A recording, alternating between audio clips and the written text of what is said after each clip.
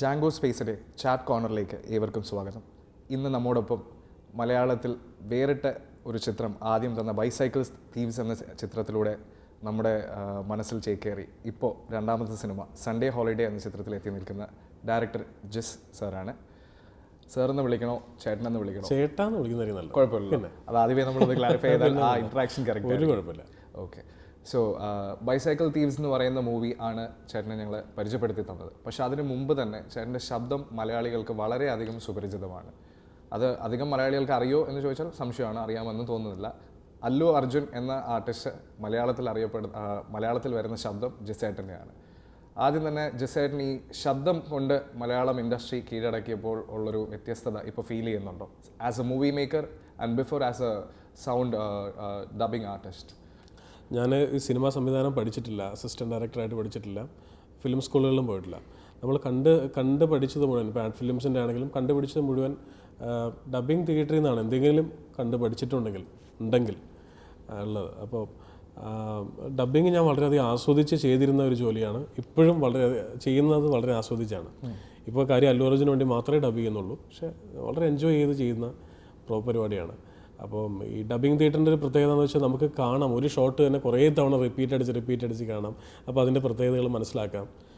അങ്ങനെ കിട്ടിയ ഒരു അറിവേ ഉള്ളൂ എനിക്ക് ഷോർട്ട് ഡിവിഷൻ്റെ കാര്യത്തിലും ഷോട്ടുകൾ എടുക്കുന്ന കാര്യത്തിലുമൊക്കെ.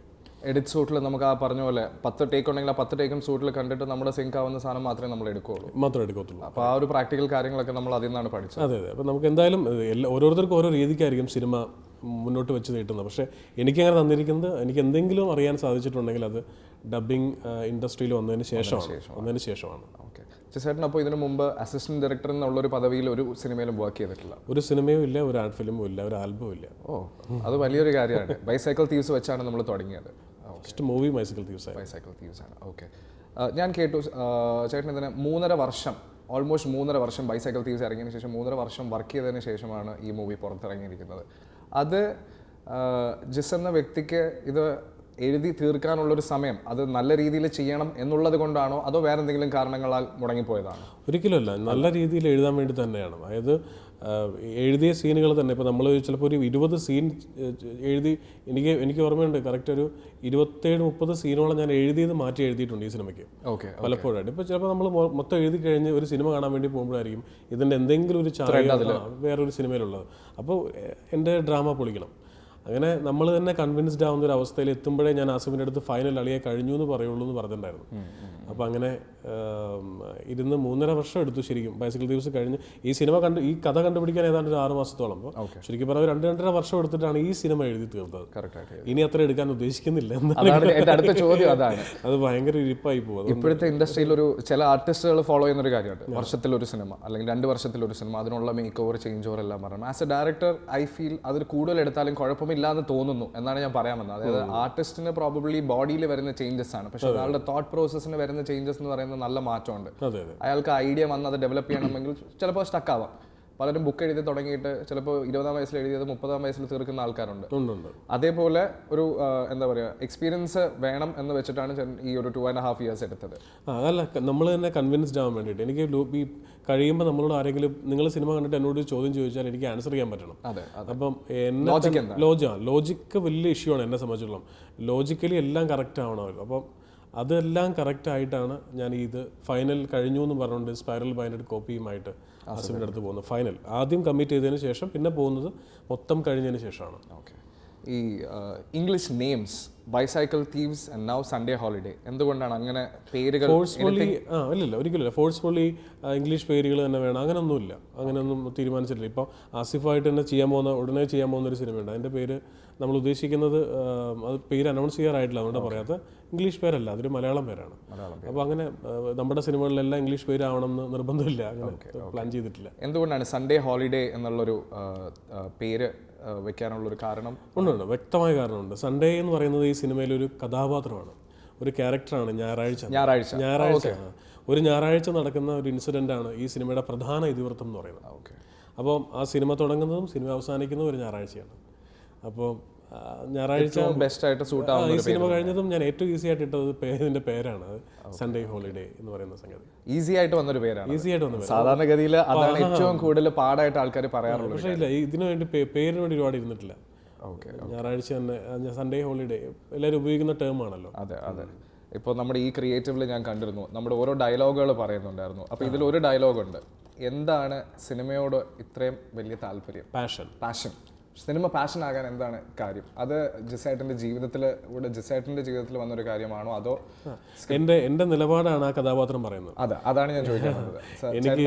എൻ്റെ നിലപാടാണ്, തീർച്ചയായിട്ടും എൻ്റെ നിലപാടാണ്. അപ്പോൾ നമുക്ക് ഇത്തരം ഞാൻ പറയുന്നത് സിനിമ ഇപ്പം എനിക്കൊരു ഒറേറ്റർ ആവണമെന്ന് വലിയ ആഗ്രഹമുള്ള ഒരാളാണ്. ഒറേറ്റർ ആവണം, ഒരു പോസിറ്റീവ് സ്പീച്ച് നടത്തുന്ന ഒരാളാവണം.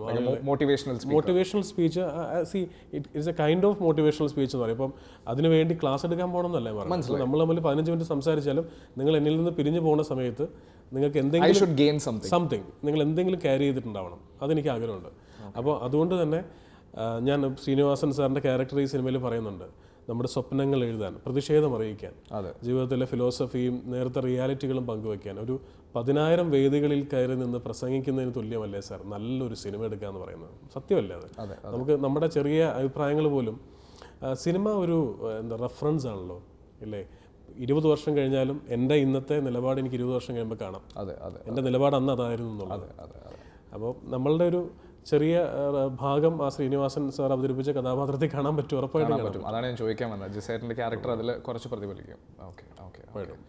സൺഡേ ഹോളിഡേ എന്ന് പറയുന്നത് ഒരു would you want to typecast in a single name?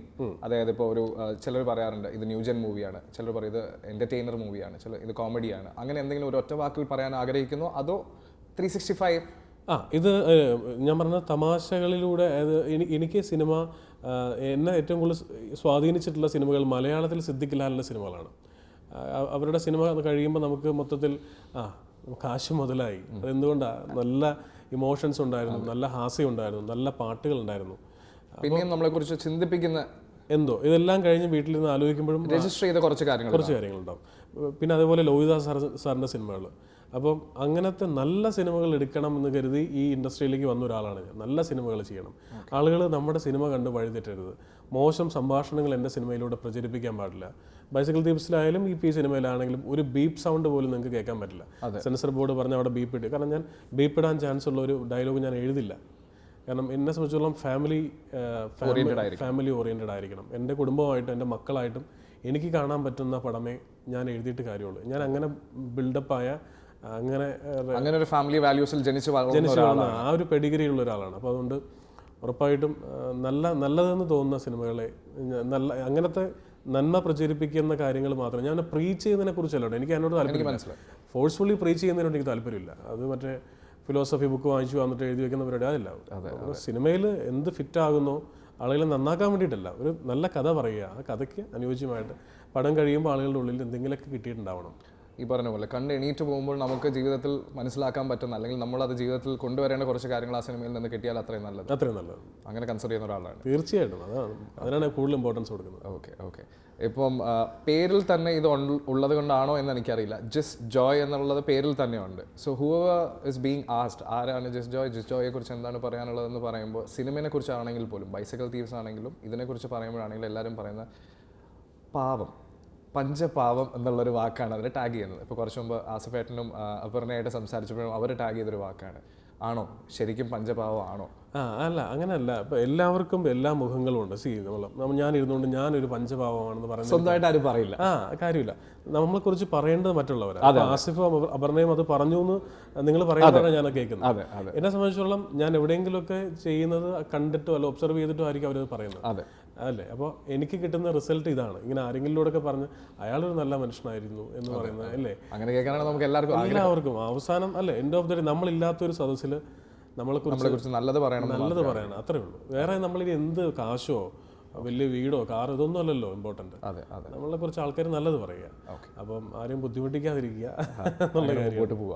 മലയാളികൾ പൊതുവെ എല്ലാ കാര്യങ്ങളും ഭക്ഷണത്തെ റിലേറ്റ് ചെയ്ത് പറയാറുണ്ട്. ഭക്ഷണപ്രിയരാണ്. അതുകൊണ്ട് തന്നെ സൺഡേ ഹോളിഡേ എന്ന് പറയുന്ന ചിത്രത്തിന് എന്ത് ഭക്ഷണമായിട്ട് റിലേറ്റ് ചെയ്യാൻ, അതായത് കഴിച്ച് കഴിയുമ്പോൾ നമുക്കൊരു ഫീലിംഗ് ഉണ്ടല്ലോ, ഏത് ഭക്ഷണമായിട്ടായിരിക്കും ജിസേട്ടനെ റിലേറ്റ് ചെയ്യുക സൺഡേ ഹോളിഡേ എന്നുള്ളൊരു സിനിമ? ഭയങ്കര വിചിത്രമായ ചോദ്യം.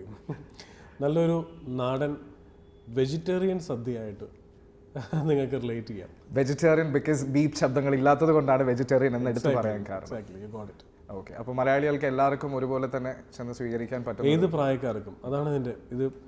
ഏത് പ്രായക്കാർക്കും കാണാവുന്ന ഇതിലെ തമാശകളും ഒക്കെ ഈ പറഞ്ഞ പോലെ ധർമ്മജൻ എന്നോട് ചോദിച്ചാൽ ഇപ്പം ഋത്തിക് റോഷന് ശേഷം ധർമ്മജൻ ത്രൂ ഔട്ട് ഉടനീളം ആദ്യം മുതൽ അവസാനം വരെ ഫ്രഷ്നെസ് ഉള്ള തമാശകൾ ചെയ്തിരിക്കുന്ന ഒരു സിനിമയാണ്.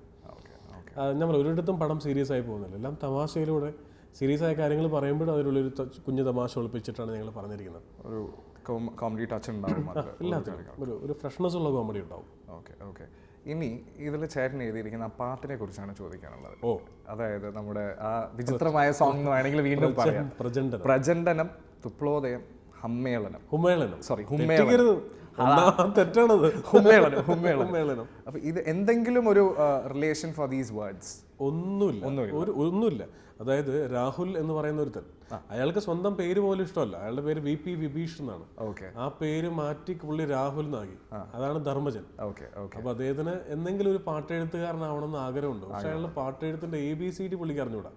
ആ ഒരാള് ഒരു പബ്ബിൽ പോയി അടിച്ച് മൂക്കറ്റം കുടിച്ചു കഴിഞ്ഞിട്ട് ആ പബ്ബിൽ കാണുന്ന പെൺകുട്ടികളെ നോക്കി അയാൾ ടിഷ്യൂ പേപ്പറിൽ എഴുതുന്ന, അത് ബാറിലിരുന്ന് റിലേ ഇല്ലാണ്ട് എഴുതുന്ന പാട്ടാണ്. അതുകൊണ്ട് റിലേ ഇല്ലാത്ത വാക്കുകളായാലും കുഴപ്പമില്ല. അപ്പൊ അയാളുടെ പോയിന്റ് ഓഫ് വ്യൂ നിന്നുകൊണ്ട് ആ പാട്ട് എഴുതിയത്.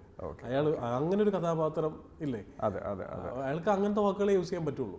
കാരണം പുള്ളിക്ക് അറിയാവുന്ന കാര്യം പ്രക്ഷോഭനം എന്നുള്ളത് ഒരു അക്ഷരം ഇപ്പുറത്തേക്ക് മാറിയ പ്രക്ഷേപണം. മനസ്സിലായി? പ്രക്ഷേപണം എന്ന് പറയുമ്പോൾ അതിന് ബ്രോഡ്കാസ്റ്റിംഗ് എന്ന് അർത്ഥം വന്നു. അപ്പൊ അയാൾ എവിടെയൊക്കെ കേട്ടുള്ള വാക്കുകളുടെ ഡ്യൂപ്ലിയാണ് അയാൾ അടിക്കുന്നത്. പ്രക്ഷോഭനം, പൃഷ്ടാടനം, കുമേളനം, തുപ്ലോദയം, പാരിക്ഷോപ്തി. ഞാനിവിടെ ഇരുന്ന് ഒരു 5 പ്രാവശ്യം പറഞ്ഞതിന് ശേഷം ആ വാക്കുകൾ ചേട്ടനോട് പറയാൻ തുലവും തുച്ഛവും. ഇതെന്താ പറയുക, മീഷ്ടകാന്തം ഒക്കെ പറഞ്ഞത്. ഇതെന്താ പ്രശ്നം എന്ന് വെച്ചാൽ ഈ പാട്ട് കൊറിയോഗ്രാഫി ചെയ്യുന്ന സമയത്ത് ഭയങ്കര ബുദ്ധിമുട്ടായിരുന്നു. കാരണം ഇപ്പോൾ എന്താ പറയുക, എത്രയോ ജന്മമായി നിന്നെ ഞാൻ തേടുന്നു, ഒരു തവണ പറഞ്ഞു കൊടുത്താൽ അഭിനയിക്കുന്ന ആൾക്ക് മനസ്സിലാവും ഇതാണ് വരി എന്നുള്ളത്. ഇതൊരു ബന്ധമില്ല, ഇത് ബന്ധമില്ലല്ലോ. ഒരു വരി തമ്മിൽ അടുത്ത ബന്ധം വന്നില്ല. അപ്പോൾ അതിനൊപ്പം ആസിഫിന് ഡാൻസ് ശരിയാവണം, ബാക്കിൽ കളിക്കുന്നവരുടെ ഡാൻസ് ശരിയാവണം, ലിപ്പ് ശരിയാവണം, അത് ആക്ച്വലി ഞാനത് പ്രാക്ടിക്കലി ആലോചിച്ചിട്ടില്ലായിരുന്നു. അത് ഡാൻസിന്റെ ഫ്ലോറിൽ എത്തിയപ്പോഴാണ് ആ ഒരു ബുദ്ധിമുട്ട്. അത് ആസിഫിന് മാത്രമല്ല, ഭഗതിനും ധർമ്മജനും ഒക്കെ വലിയ ബുദ്ധിമുട്ടായിരുന്നു. ഒരുപാട് ടേക്സ് പോയായിരുന്നു. പക്ഷെ നമുക്ക് ആ സോങ്ങിന്റെ ഔട്ട്കം വരുമ്പോഴേക്കും അതിന് ആ പ്രശ്നങ്ങളൊന്നും ഇല്ല. സോങ് ഈസ് ബ്യൂട്ടിഫുൾ എന്നുള്ള രീതിയിൽ. അങ്ങനെ സോങ്ങിനെ കുറിച്ച് പറയുമ്പോൾ ഉറപ്പായിട്ടും ഈ ഒരു ഐഡിയ ഞാൻ ദീപക് ദേവനോട് പറഞ്ഞു. ദീപക്, ഞങ്ങൾ ആക്ച്വലി പപ്പ് സോങ് എന്ന് പറഞ്ഞപ്പോൾ നമുക്കറിയാലോ, ഏതെങ്കിലും ഒരു പഴയ സിനിമ പാട്ട് എടുത്ത് റീമിക്സ് ചെയ്ത്, അതാണ് ട്രെൻഡ്. അപ്പോൾ ഞാൻ ആദ്യമേ പറഞ്ഞു ഈ ഒരു പരിപാടി നമുക്ക് പിടിക്കണ്ട, അതല്ലാതെ എന്ത് പുതിയതായിട്ട് ചെയ്യാം. അപ്പോൾ അവൻ പറഞ്ഞു പുതിയൊരു പാട്ടുണ്ടാക്കാം. അപ്പോഴും നമ്മൾ ഈ പുതിയൊരു പാട്ടെന്ന് പറഞ്ഞുകൊണ്ട് ഡിസ്കോ ഒരു പാട്ടുണ്ടാക്കും. അതുമല്ല, അതിനകത്ത് എന്തെങ്കിലും മാറി ചിന്തിക്കാൻ പറ്റും. കാരണം ഈ പാട്ട് എഴുതാൻ അറിയാത്ത ഒരാൾ എഴുതുന്ന പാട്ടാണ്. സിറ്റുവേഷൻ നമ്മൾ കണ്ടിട്ടില്ല, പണ്ട് വിജൃംഭിച്ചു ഉണ്ടല്ലോ, അതൊക്കെ അന്ന് 28 വർഷം മുമ്പുള്ള സിനിമയിൽ വന്നിട്ടുണ്ട്. അപ്പൊ അതിന്റെ ഒരു കുറച്ചും കൂടെ കൂടുതൽ വിജൃംഭിച്ചു പാട്ട് എഴുതി. അപ്പൊ അങ്ങനെ എനിവേ നന്നായി വന്നിട്ടുണ്ട് ആ പാട്ട്. അതേപോലെ തന്നെ ഈ സിനിമയിലെ ബാക്കി പാട്ടുകൾ, ഇപ്പോൾ മഴപാടുമാണെങ്കിലും ആ പാട്ടിന് ഒരു പ്രത്യേക ഫീല് വന്നിട്ടുണ്ട്. ഇപ്പോൾ മൂവി ഇറങ്ങുന്നതിന് മുമ്പ് പാട്ട് റിലീസ് ചെയ്യുമ്പോൾ ആൾക്കാർക്ക് ആ മൂവിനെ കുറിച്ചുള്ള ഒരു എക്സ്പെക്ടേഷൻ ഒരു 30 to 40% കൂടുതലാണ്. ആ സിനിമയിൽ കാണുന്ന ത്രെഡ് എന്താണോ അത് അവർ ആ പാട്ടിൽ കൂടെ മനസ്സിലാക്കുന്നുണ്ട്. അപ്പോൾ മഴപാടും എന്നുള്ള പാട്ട് വളരെയധികം മെലോഡിയസ്, ഇപ്പോൾ ഈ സമയത്ത് വളരെയധികം മെലോഡിയസ് ആയിട്ടുള്ള ഒരു പാട്ടാണ്.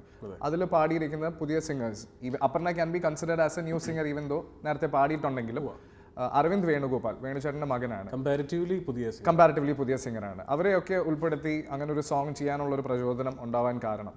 അത് ആദ്യം അല്ല, ബൈസിക്കിൾ തീവ്സിൽ ഒരു പാട്ട് ഞങ്ങൾ അരവിന്ദിനെ വിളിച്ചിരുന്നു. കാരണം അത് വേണുവേട്ടനോടുള്ള സ്നേഹം കൊണ്ടാണ്. മനസ്സിലായി. ഓക്കെ, അന്ന് അരവിന്ദ് പുറത്ത് പഠിക്കുകയാണ്, അരവിന്ദിന് വരാൻ പറ്റിയില്ല. സോ ഒബ്വിയസ്ലി ഈ ഇങ്ങനെ സിനിമ ചെയ്തപ്പോൾ ഞാൻ ദീപകിൻ്റെ അടുത്ത്, ദീപക് അന്ന് വിളിച്ചിട്ടില്ലാത്ത ആൾ ഇപ്പം നാട്ടിലുണ്ടോന്ന് നോക്കാം. അങ്ങനെ വിളിച്ചു നോക്കിയപ്പോൾ കക്ഷി നാട്ടിലുണ്ട്. അഞ്ജലി മേനോന്റെ കൂടെ അസിസ്റ്റന്റ് ഡയറക്ടറായിട്ട്. പുള്ളി പക്ഷേ ലൈൻ പോയിരിക്കുന്ന ഡയറക്ഷനിലേക്കാണ്, അസിസ്റ്റന്റ് ഡയറക്ടർ സൈഡിലേക്കാണ് പോയിരിക്കുന്നത്. അപ്പോൾ ആള് വന്നു, മനോഹരമായിട്ട് പാടി. ആദ്യം അതൊരു സോളോ സോങ് ആയിരുന്നു, പിന്നീട് ഈ അതൊരു ഡിവറ്റ് ആക്കാം എന്നുള്ളത് വളരെ വൈകിയുള്ളൊരു തീരുമാനമായിരുന്നു. കാരണം എൻ്റെ സിനിമയിൽ പാട്ടിൽ ലിപ്പ് ഉണ്ടാവില്ല. അതുകൊണ്ട് ഡിവറ്റ് ഓടണമെങ്കിൽ നമുക്ക് എപ്പോൾ വേണമെങ്കിലും ആക്കാം, അല്ലാതാക്കാം, അങ്ങനെ മാറ്റി ചെയ്യാൻ പറ്റും. അരവിന്ദിന്റെ ശബ്ദവും അതേപോലെ തന്നെ വേണുചേട്ടന്റെ ഭയങ്കര സിമിലാരിറ്റി ഉള്ള വളരെ സിമിലർ, ഫിറ്റ്നസ് ഉള്ള voice. അതെ, സട്ടിലാണെങ്കിലും നമ്മുടെ ഉള്ളിൽ തട്ടി നിൽക്കുന്ന ഒരു വോയിസ്. വളരെ പതിഞ്ഞ ശബ്ദമാണ്. പക്ഷെ എന്നാലും ഇത് വേണുവേട്ടനെ പോലെ തന്നെ പെട്ടെന്ന് പക്ഷെ നമ്മൾ ഉള്ളിലേക്ക് കയറും. ഈ പാട്ടുകളൊക്കെ നമ്മുടെ മനസ്സിൽ കുറേ കാലം നിൽക്കുന്ന പാട്ടുകൾ, പല പാട്ടുകളും മനസ്സിൽ നിൽക്കില്ല. അത് അതിന്റെ ചിലപ്പോൾ സ്പീഡ് കാരണമാവാം. സ്പീഡും ദീപകിന്റെ ഒരു ക്വാളിറ്റി ഉണ്ട്, മ്യൂസിക്കിന്റെ ക്വാളിറ്റി ഭീകരമാണ്. അത് കഴിഞ്ഞിട്ടുള്ള വരിയും പാട്ടുകാരനൊക്കെ അയാൾ ഉണ്ടാക്കുന്ന ഒരുപാട് എഫോർട്ട് എടുത്തിട്ട് ഒരു പാട്ടുണ്ടാക്കുന്നത്. അപ്പോൾ അതേപോലെ തന്നെ എനിക്ക് ഇഷ്ടമുള്ള പാട്ടാണ് ഈ കാർത്തിക് പാടിയത്. കാര്യം കാർത്തിക് എനിക്ക് ഇന്ത്യയിലെ ഏറ്റവും ഇഷ്ടപ്പെട്ട സിംഗേഴ്സിൽ ഒരു 3-4 സിംഗേഴ്സിൽ ഒരാളാണ്. അയാൾ പാടുന്ന രീതി തന്നെ എന്തോരം വ്യത്യാസപ്പെട്ട, മറ്റുള്ളവർ പാടുന്ന പോലെയല്ല. അദ്ദേഹം ഒരു എന്താ പറയുക, ഒരു മൈക്ക് പൊസിഷൻ പോലും ഫിറ്റ് ചെയ്യുന്നത് സാധാരണ ഒരാൾ ചെയ്യുന്ന പോലെയല്ല, ഒരു പ്രാർത്ഥിക്കുന്ന പോലെ എന്നിട്ടാണ് പുള്ളി പാടുന്നത്. അതെ അതെ. അപ്പോൾ അതിൻ്റെ ഒരു ഫീൽ, ഇമോഷൻ പുള്ളി അഭിനയിച്ചിട്ട്, ഞാൻ ആദ്യമായിട്ട് ഈ അഭിനയിച്ച് പാടുന്നത് നമ്മൾ ഡബിങ്ങിൽ അത് ചെയ്യാറുണ്ട്. ഡബിങ്ങിൽ ഞങ്ങൾ ചെയ്യാറുണ്ട്. എന്നാൽ ഇപ്പോൾ കരച്ചിലും ചിരിയൊക്കെ അഭിനയിക്കാതെ നമുക്ക് ചെയ്യാൻ പറ്റില്ല. അതെ അതെ. ചിരിയൊക്കെ ഡബ് ചെയ്യാന്ന് പറയുന്നത് ഏറ്റവും വലിയ പാടാണ്. പ്രോപ്പറായിട്ട് നമ്മൾ ആ ഫീലോട് കൂടി തന്നെയാണ് അത് ചെയ്യുന്നത്. പക്ഷേ ഈ അരവിന്ദ് മറ്റേ കാർത്തിക് ചെയ്യുന്നൊരു പുതിയ പരിപാടിയാണ്. എനിക്ക് അങ്ങനെ ഒരു അഭിനയിച്ച് പാടുന്ന ഒരു പരിപാടി, അത് ആ വീഡിയോ കണ്ടാലും മനസ്സിലാവും. അത് കുറച്ചുകൂടി ഫീൽ ഉണ്ട്, അതിന് ഭയങ്കര ഫീലുണ്ട്. പുള്ളിയുടെ ശബ്ദം ഈ സംഗതികൾ പാടുക എന്ന് പറയില്ല, തിങ്സ് ഇടുക. തിങ്സ് കേൾക്കുമ്പോൾ തിങ്സ് ഇല്ലാന്ന് തോന്നും, പക്ഷെ അതിന് ഫുൾ തിങ്സ് ആണ് ആ പാട്ടിൽ.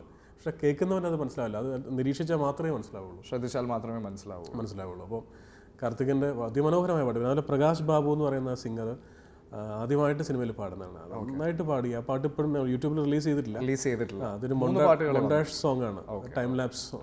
അത് ജോൾസിനെയും കൂടെ ചേർന്ന പാടിയിരിക്കുന്നത്. പിന്നെ കാരണം അൻവർ സാദത്താണ് ഈ പ്രചണ്ഡനം പാടിയിരിക്കുന്നത്, അതാണ് പുള്ളി പാടിയിരിക്കുന്നത്. ഡാൻസ് അധികം നമ്മൾ ഈ സിനിമയിൽ ഈ ഒരു പാട്ടിൽ മാത്രമേ കണ്ടിട്ടുള്ളൂ. ഡാൻസ് ഈ പാട്ടിൽ മാത്രമേ ഉള്ളൂ, ഡാൻസ് പ്രചണ്ഡനത്തിൽ മാത്രമേ ഉള്ളൂ. ഡാൻസിനോട് പൊതുവെ ഒരു താല്പര്യക്കുറവായത് കൊണ്ടാണോ? അല്ല, അങ്ങനല്ല. ഞാൻ പറഞ്ഞില്ല, എനിക്ക് ഈ സിറ്റുവേഷനാണ് കൂടുതൽ. നമ്മുടെ വൈശാഖ സന്ധ്യ ഒക്കെ ഫോർമാറ്റ്, അതാണ് ഞാൻ ചോദിക്കാൻ വന്നത്. കാരണം ജിസേറ്റിന്റെ മൂവീസ് കുറച്ചുകൂടെ ഒരു, if you look at the stories, genuinity കുറച്ച് കൂടുതലുള്ള സ്റ്റോറീസ് ആണ്. അപ്പോൾ ചുമ്മാ വന്നിട്ട് പെട്ടെന്ന് ഒരു സ്വിച്ചിട്ട പോലെ ഡാൻസ് വരുന്നതിനെ പറ്റില്ല. ആ സിറ്റുവേഷൻ ഞാനിപ്പോൾ ആഡ് ഫിലിം ചെയ്യുമ്പോഴാണെങ്കിലും ഞാൻ ഒരിക്കലും റെഫറൻസ് ആഡുകൾ, ഇപ്പോൾ ഒരു നിങ്ങൾ എനിക്കൊരു സിമെന്റിന്റെ പരസ്യം ഉണ്ടാക്കാൻ പറഞ്ഞാൽ ഒപ്പം തന്നെ യൂട്യൂബിൽ കയറി സിമെന്റിന്റെ പരസ്യങ്ങൾ ഏതൊക്കെയാണ് ഞാൻ ഒരിക്കലും നോക്കില്ല. നോക്കിയാൽ എൻ്റെ തോട്ട് പ്രോസസ് തീർന്നു പരിപാടി. ഞാൻ അതിൽ ബ്ലോക്ക്ഡായി. ഞാൻ ആ റൂട്ടിൽ മാത്രമല്ല, ഞാൻ ഒരിക്കലും ആ പരിപാടിക്ക് പോയിട്ടില്ല. എൻ്റെ ആഡ് ഫിലിംസ് ഈ ചെയ്ത 400-500 പരസ്യങ്ങളിൽ ഒരിക്കലും ഞാൻ റെഫറൻസ് എടുത്തുകൊണ്ട് ഒരു ആഡ് ഉണ്ടാക്കിയിട്ടില്ല, എന്ത് തരം ഉൽപ്പന്നമാണെങ്കിലും. അതുകൊണ്ട് തന്നെ നിങ്ങൾക്ക് ബൈസിക്കിൾ തീവ്സ് ഇന്ന സിനിമയുടെ കോപ്പിയാണെന്ന് ഒരിക്കലും പറയാൻ പറ്റില്ല. ഒരു റെഫറൻസ് ഓൺലൈൻ മീഡിയയുടെ മുമ്പിൽ പറയാം, ഒരു പടത്തിനും ഇന്ന് ഈ പടത്തിന്റെ കോപ്പിയാണ് ആ പടം എന്ന് ഒരിക്കലും പറയാം. കാരണം ഞാൻ ഇരുന്നുണ്ടാക്കിയ സിനിമയാണ്. ഈ സൺഡേ ഹോളിഡേ അതേപോലെ തന്നെ ഒരു സിനിമയുടെയും കോപ്പി, ഒരു റെഫറൻസ് വായിച്ച പുസ്തകം ഒന്നുമല്ല. Purely new story, totally new സ്റ്റോറിയാണ്. ഇത് തന്നെ നമുക്ക് ഫ്യൂച്ചർ മൂവീസിലും പ്രതീക്ഷിക്കാം. തീർച്ചയായിട്ടും. Whatever Jis Joy will be giving us, അതിൽ ഒരു ലോജിക് ഉണ്ടാവും, ഒരു ജെനുവിനിറ്റി ഉണ്ടാവും എന്ന് തന്നെ മലയാളി പ്രേക്ഷകർക്ക് പ്രതീക്ഷിക്കാം. ആളുകളെ വഴിതെറ്റിക്കുന്നൊന്നും ഉണ്ടാവില്ല. നമ്മൾ കൺവിൻസ്ഡ് ആയ ഒരു സിനിമയെ ഞാൻ ചെയ്യത്തുള്ളൂ. Okay. Some words about your future projects. Holiday കഴിഞ്ഞിട്ട് ആസിഫ് അലി തന്നെ അടുത്തൊരു സിനിമ ഞങ്ങൾ അത് ഒരു എന്താ പറയുക, ഒരു ടിപ്പിക്കൽ ഫോർമാറ്റ് ഫിലിം അല്ല, വളരെ അൺകൺവെൻഷണൽ ആയിട്ടുള്ള മൂവിയാണ്. അൺകൺവെൻഷനലി കമേഴ്ഷ്യലാണ്. ഓക്കെ, മനസ്സിലായോ? അപ്പം അത് മമത ആസിഫ് അലിയാണ്. അപ്പോൾ അതിൻ്റെ പേരൊന്നും അനൗൺസ് ചെയ്യാറായിട്ടില്ല.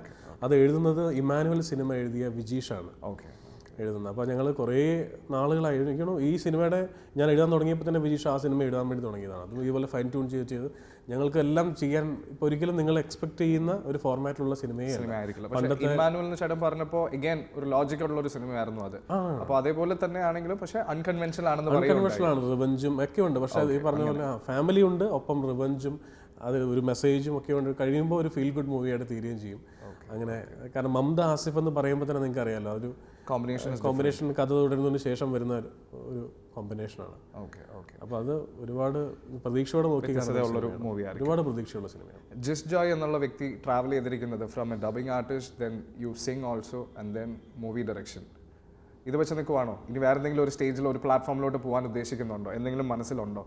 ഇല്ല, എനിക്ക് എന്താ വെച്ചാൽ ഞാനൊരു ഓൺട്രപ്രണറാണ്. എനിക്ക് സ്വന്തമായിട്ടൊരു സ്ഥാപനമുണ്ട്. അതിൽ ഞാൻ വളരെയധികം ഹാപ്പിയാണ്. നല്ല പരസ്യങ്ങൾ അതിലൂടെ ഉണ്ടാക്കാൻ പറ്റുന്നുണ്ട്. പിന്നെ പാട്ടുകൾ എഴുതുക എന്ന് പറയുന്നത് എനിക്ക് സംവിധായകനാവണം എന്നുള്ള ആഗ്രഹത്തിനേക്കാളും മുമ്പ്, എത്രയോ വർഷം മുൻപുള്ളൊരു ആഗ്രഹമാണ്. അപ്പോൾ നമ്മുടെ ഈ പാട്ടുകളുടെ ഒരു ട്രാവൽ ഉണ്ടല്ലോ, വയലാർ മുതൽ ഇങ്ങ് അറ്റം ഇപ്പോൾ BK ഹരിനാരായണൻ എന്ന് പറയുന്ന. അപ്പോൾ ഓരോ കാലഘട്ടത്തിലുള്ള ഓരോ റൈറ്റേഴ്സിൻ്റെ ഞാനിങ്ങനെ ഒബ്സർവ് ചെയ്യാൻ, അവരുടെ പാട്ടുകളുടെ അവരുടെ വരികൾ, അവരുടെ ചില പ്രത്യേക പ്രയോഗങ്ങൾ കേട്ടാൽ എനിക്ക് മനസ്സിലാവും ഇത് ആരാണ് എഴുതിയത്. കാരണം അതിൽ പഠിക്കാൻ അത്രയും ശ്രമിച്ചിട്ടുള്ള ഒരു കാര്യമാണ്. അത്രയും ഡെപ്തിലേക്ക് ഇറങ്ങിയിട്ട് പഠിക്കാനായിട്ടേ ഒരുപാട് ശ്രമിച്ചിട്ടുണ്ട് ആ സാധനം. ഞാനത് പൂർത്തീകരിച്ചു എന്നല്ലോ പറയുന്നത്. എന്നെ കൊണ്ട് ഈ പാട്ടിനെ കുറിച്ച് ആര് സംസാരിക്കുന്ന കേട്ടാലും ഞാൻ അവിടെ സ്റ്റോപ്പ് ആവും. അതുപോലെ രാഗാസ് കേട്ടാൽ സ്റ്റോപ്പ്. അയ്യോ ട്രെയിൻ സിംഗർ? നോ എനിക്ക് പാട്ട് ചെയ്യാനായിട്ട് അറിയില്ല, പാട്ട് പാടാൻ അറിയില്ല. പൊതുവേ ഒരു കാര്യത്തിലും ട്രെയിൻഡ് അല്ല, you are not a trained person. എല്ലാം പാഷൻ കാരണം പഠിച്ച് മുമ്പോട്ട് വന്ന ഒരാളാണ്.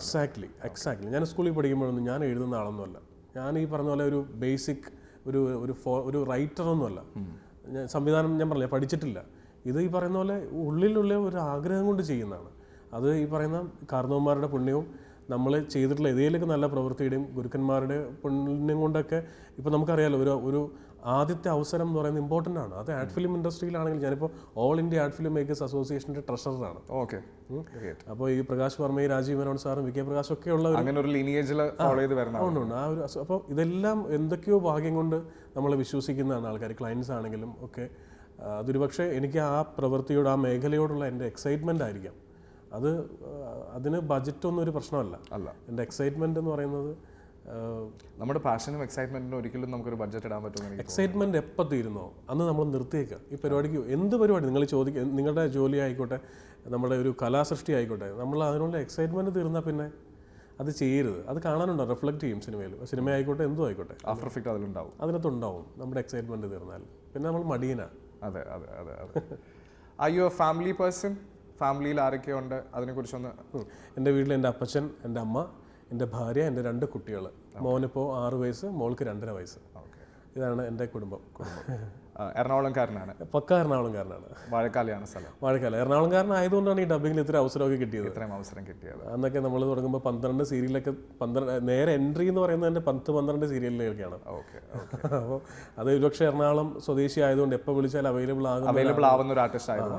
90% കഴിവിനേക്കാളും കൂടുതൽ അവൈലബിലിറ്റിയാണ് എന്നെ ഡബിങ് ആർട്ടിസ്റ്റ് ആക്കിയത്.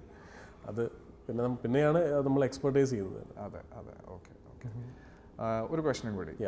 അല്ലു അർജുൻ എന്ന വ്യക്തിയുടെ ശബ്ദമല്ലായിരുന്നെങ്കിൽ വേറെ ആരുടെ ശബ്ദമാകാനായിരുന്നു ജിസ് ജോയ്ക്ക് ആഗ്രഹം? Now you are known as Allu Arjun's voice. Exactly. അല്ലായിരുന്നെങ്കിൽ ഈ ഒരു വോയിസ് ആർക്ക് സൂട്ട് ആവും, അല്ലെങ്കിൽ ആരെ ചെയ്യാനായിരുന്നു ആഗ്രഹം? അങ്ങനെ ആലോചിച്ചിട്ടുണ്ടോ? ഞാൻ ആലോചിച്ചിട്ടില്ല. പക്ഷേ ഈ അല്ലു അർജുൻ്റെ ശബ്ദത്തിന് മുമ്പ് ഞാൻ പ്രഭാസിന് വേണ്ടിയിട്ടും രാംചരന് വേണ്ടിയിട്ടൊക്കെ ഡബ് ചെയ്തിട്ടുണ്ട്. അതൊന്നും മലയാളം ഇൻഡസ്ട്രിയിൽ അവരുടെ സിനിമകൾ അങ്ങനെ പോപ്പുലർ ആയിട്ടില്ല. ഈ ആര്യ പോലും ഞാൻ ഒട്ടും മനസ്സില്ലാതെ ചെയ്ത സിനിമയാണ്. ഒട്ടും താല്പര്യമില്ലാതെ ചെയ്ത സിനിമയാണ് അല്ലു അർജുൻ്റെ ആ സിനിമ. കാരണം അത് ഒരുപാട് പേര് പകുതിക്ക് വെച്ചിട്ടിട്ട് പോയ സിനിമയാണ്. ഡബ് ചെയ്യാൻ വന്നിട്ട് പറ്റാതെ. അയ്യോ, അതിൻ്റെ പുറകിൽ വലിയൊരു കഥയുണ്ട്. ഞാനും തിയേറ്ററിൽ നിന്ന് ഇറങ്ങി പോകുന്നതാണ്. എനിക്ക് പറ്റില്ല എന്ന് പറഞ്ഞിട്ട്. കാരണം അത്രയേറെ പെർഫെക്ഷൻ ആവശ്യമുള്ള ഒരു ഡയറക്ടറായിരുന്നു ഉണ്ടായിരുന്നത്. അപ്പോൾ ഒരു ഗുഡ് മോർണിംഗ് മാഡം ഒക്കെ എന്നെ കൊണ്ട് 35-40 ടേക്ക് കിടിപ്പിച്ചിട്ട് ഞാനിങ്ങനെ കാൽക്കുലേറ്റ് ചെയ്തു, ദൈവമേ 2.5 മണിക്കൂറുള്ള ഈ സിനിമ ഞാൻ എത്ര ദിവസം കൊണ്ടായിരിക്കും തീർക്കാൻ പോകുന്നത്. കാരണം അന്ന് ഇത്രയും ഡബ്ബിങ്ങിന് തിരക്കുള്ള സമയമാണ്. അങ്ങനെ ഞാൻ ഇറങ്ങിപ്പോന്നപ്പോൾ സൗണ്ട് എഞ്ചിനീയർ പറഞ്ഞു പോവരുത്. അല്ലല്ല പോവരുത്, പോയാൽ ഇത് പണിയാണ്. കാരണം കുറേ സോക്കോൾഡ് ഡബിങ് ആർട്ടിസ്റ്റുകളുടെ പേര് പറഞ്ഞു, ഇവരൊക്കെ ഇട്ടിട്ട് പോയതാണ് ഇതേ പ്രശ്നം കൊണ്ട്. താങ്കളും കൂടി ഇട്ടിട്ട് പോയാൽ ഇത് വലിയ ചടങ്ങായിട്ട് മാറും, എന്തെങ്കിലും വഴി ഉണ്ടെങ്കിൽ ഇട്ടിട്ട് പോകും. അപ്പോൾ നമുക്ക് അന്നും ഈ പ്രശ്നമുണ്ട്, ആരെങ്കിലും വന്ന് എന്തെങ്കിലും പറഞ്ഞു കഴിഞ്ഞാൽ പിന്നെ ആ പ്രശ്നം നമ്മുടെ പ്രശ്നമായിട്ട് മാറും. പക്ഷേ അത് ഇപ്പോൾ അല്ലു അർജുൻ്റെ ശബ്ദം രജിസ്റ്റർ ചെയ്ത പോലെ വേറെ ഒന്നുമില്ല. എനിക്കിപ്പോൾ ചേട്ടനോട് സംസാരിക്കുമ്പോഴും ജിസ് ജോയ് സംസാരിക്കുന്നുള്ളത് ഡയറക്റ്റായിട്ട് ആദ്യത്തെ ഇൻട്രാക്ഷൻ ആയിരുന്നു. ഞാൻ സംവിധാനം ചെയ്ത ഈ സിനിമയിൽ ഒരു കഥാപാത്രം ഗസ്റ്റ് റോൾ ചെയ്യുന്ന ഒരാളുണ്ട്. ആ പുള്ളിക്കാരനെ ഞാൻ 2-3 ഡയലോഗേ ഉള്ളൂ. അപ്പോൾ അങ്ങേർക്ക് നിർബന്ധം ഞാൻ ഡബ് ചെയ്യണം. അപ്പോൾ ഞാൻ പറഞ്ഞു ഞാൻ തന്നെ ചെയ്യാം, കാരണം പുള്ളി ദുബായിലുള്ള ആളാണ്.